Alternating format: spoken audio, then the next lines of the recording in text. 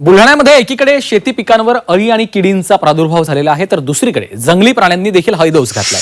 त्यामुळे जिल्ह्यातले शेतकरी त्रस्त झालेत।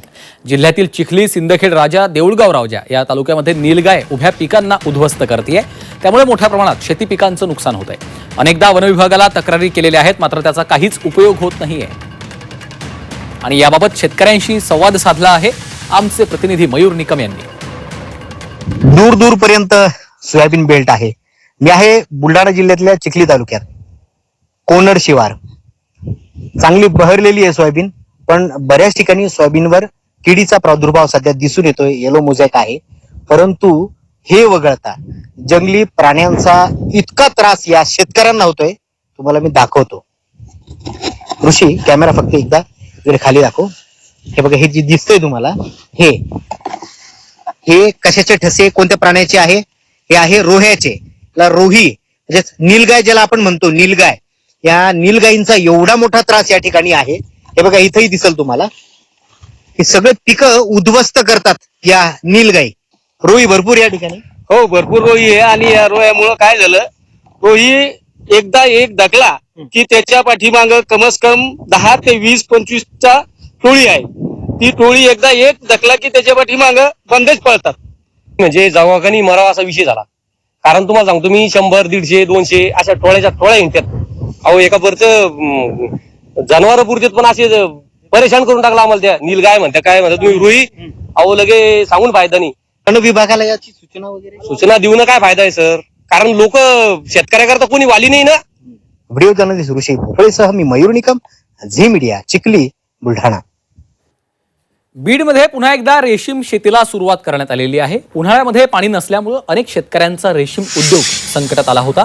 यंदा चांगला पाऊस झाल्यामुळे पुन्हा एकदा तुतीची लागवड करण्यात आलेली आहे। त्यामुळे शेतकरी पुन्हा एकदा रेशीम उद्योगाकडे अनेक शेतकऱ्यांच्या शेतातील तुतीचा पाला 9 फुटांच्या पर्यंत आलेला आहे। त्यामुळे यातून चांगले रेशीम निर्माण होणार असून शेतकऱ्यांना देखील चांगला फायदा होणार आहे।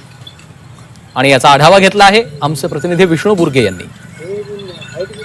बीड जिल्ह्यातील गेवराई तालुक्यातील मोठ्या प्रमाणामध्ये रेशीम उत्पादनाची शेती केली जाते। मात्र दुष्काळाची परिस्थिती, पाऊस कमी झाला, पाणी नसल्यामुळं हा उद्योग बंद पडला होता। मात्र यावर्षी पुन्हा चांगला पाऊस झाल्यानंतर आपण पाहू शकता, गेवराईतील शेतकऱ्यांनी पुन्हा एकदा तुतीचं उत्पादन या ठिकाणी घेतलं आहे आणि रेशीम शेतीला सुरुवात झाल्याचं या ठिकाणी पाहायला मिळतंय। हो सर, रेशीम उद्योग बंद पडले होते।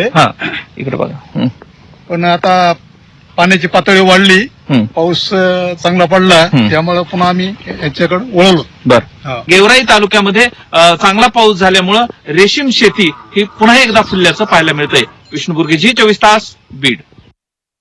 यवतमाळमध्ये पावसामुळे कपाशी आणि सोयाबीनच्या पिकांना फटका बसलाय। पिकांवर बोंड अळीसह विविध किड्यांचा प्रादुर्भाव झालेला आहे। त्यामुळे पिकांच्या संरक्षणासाठी शेतकऱ्यांकडून फवारणी केली जाते।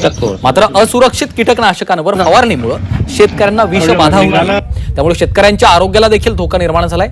मात्र अद्याप शेतकऱ्यांना कृषी विभाग, ग्रामपंचायत, कृषी केंद्रांकडून फवारणी किट देण्यात आलेलं नाहीये। त्यामुळे शेतकऱ्यांना जीव मुठीत घेऊन फवारणी करावी लागते। आणि याचाच आढावा घेतलाय आमचे प्रतिनिधी श्रीकांत राऊत यांनी।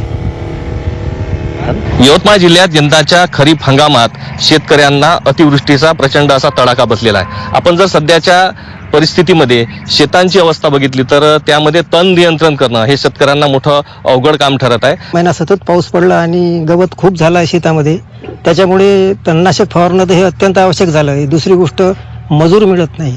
निंदनाकरता बायांची मजुरी मिळतच नाही आम्हाला, बाहेरगावावरून काही बाया आणाव्या लागतात, म्हणून तणनाशक फवारूनच आम्हाला ते तणाचा हे करावं लागते। परंतु कृषी अधिकाऱ्याकडून किंवा कृषी विभागाकडून अजून अशी कोणतीही किट वगैरे असं काहीही मिळालं नाही। त्याच्यामुळे जो कचरा होत आहे, त्याच्यावर तणनाशक फवारत असताना त्यांना जे काळजी घ्यावी लागते, ते काळजीचे उपकरण जे त्यांचे साहित्य आहे ते सुद्धा कृषी आपल्या सहाय्याकडून मिळत नाही आहे। आणि त्या कास्तकाराला पूर्ण आपला जीव धोक्यात ठेवून हे फवारण्या हे सर्व करावं लागत आहे।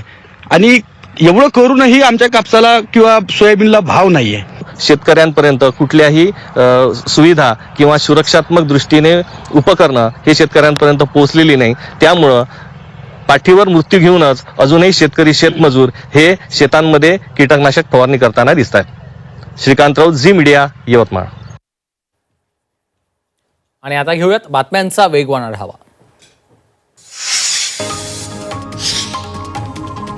वाशिममध्ये गेल्या काही वर्षांपासून उडीद आणि मुगाचा पेरा घटलाय, त्यामुळे बाजार समित्यांमध्ये अन्य शेतीमालाच्या तुलनेत उडीद आणि मुगाची आवक घटली आहे. वाशिम बाजार समितीमध्ये नवीन मुगाची केवळ 90 क्विंटल तर 50 क्विंटल उडीदाची आवक झाली आहे.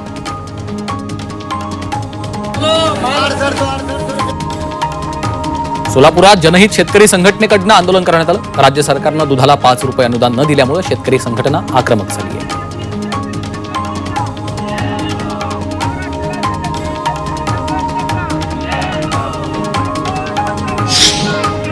मालेगावातील गिरणी नदीनं रौद्ररूप धारण केलं आहे. गिरणा नदीपात्रात विसर्ग वाढल्यानं नदीकाठच्या वस्त्यांना सतर्कतेचा इशारा देण्यात आला. तर आदिवासी वस्तीमध्ये पाणी शिरलंय. ज्या वस्त्यांमध्ये पाणी शिरलेलं आहे तिथं पाणी शिरण्याची शक्यता आहे. तिथल्या नागरिकांना प्रशासनानं सुरक्षित ठिकाणी जाण्यास सांगितलंय.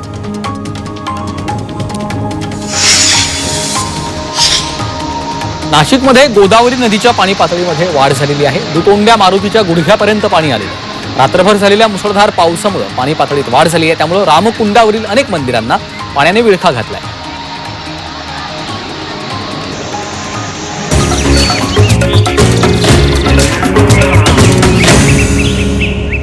पीक पाणी पॉवर्ड बाय नेचर केअरचे सेंद्रिय खत ग्रीन हार्वेस्ट दाणेदार.